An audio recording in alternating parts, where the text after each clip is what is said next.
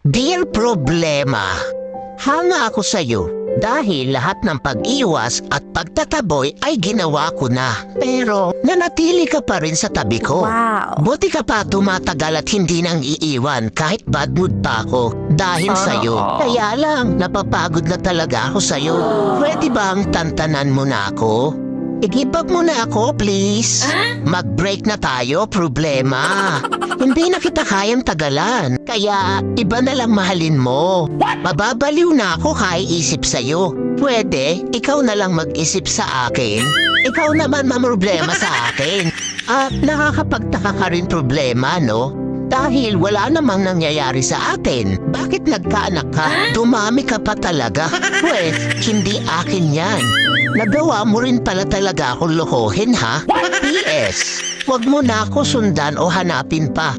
Wala akong pananagutan sa'yo. Nagmamahal. Stress.